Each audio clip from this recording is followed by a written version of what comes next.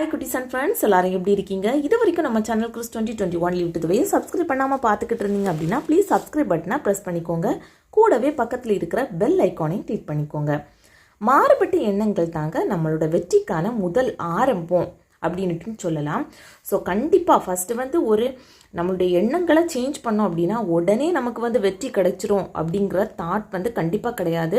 எப்போதுமே எந்த ஒரு வேலையை நம்ம பண்ணுறதுக்காக ஸ்டார்ட் பண்ணாலும் கண்டிப்பாக உடனே நமக்கு வெற்றி கிடைக்காது.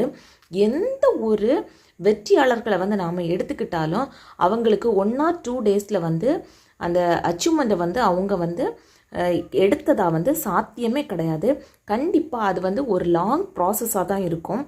ஸோ எப்போதுமே நம்மளோட மைண்ட் என்ன அப்படின்னா இதுதான் கம்ஃபர்ட்டு, இதிலே தான் நாம் இருக்கணும் அப்படிங்கிற ஒரு தாட்லேயே நாம் போய்கிட்டே இருப்போம். ஸோ அது எதில் கொண்டு முடியும் அப்படின்னு பார்த்தீங்கன்னா அந்த விஷயம் நமக்கு பிடிச்சிருக்கா, அந்த வேலையை நம்ம பிடிச்சி தான் பண்ணுறோமா, அதை ரசித்து தான் பண்ணுறோமா அப்படிங்கிறதுல தாங்க இருக்குது. ஸோ எப்போதுமே நாம் நம்மளோட கம்ஃபர்ட் ஜோன்லேருந்து கண்டிப்பாக வெளியில் வரணும். வெளியில் வரும்போது தான் நம்மளுடைய இலக்கை நாம் குறி வச்சு நம்மளுடைய இலக்கை அடைகிறதுக்காக முடியும். ஸோ ஃபஸ்ட்டு நம்ம கம்ஃபர்ட் ஜோன்லேருந்து வெளியில் வரும்போது நிறைய தடைகளை நம்ம கண்டிப்பாக சந்திப்போம்.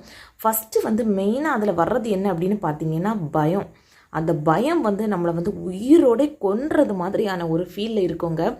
ஸோ அந்த பயம் வந்துக்கிட்டு அப்படின்னாலே நம்ம கண்டிப்பாக ஏதோ பண்ண போகிறோம் அப்படிங்கிறது தெளிவாக நமக்கு தெரிஞ்சிடும். ஃபஸ்ட்டு 1 or 2 வீக்ஸ் கண்டிப்பாக பயமாக தான் இருக்கும்.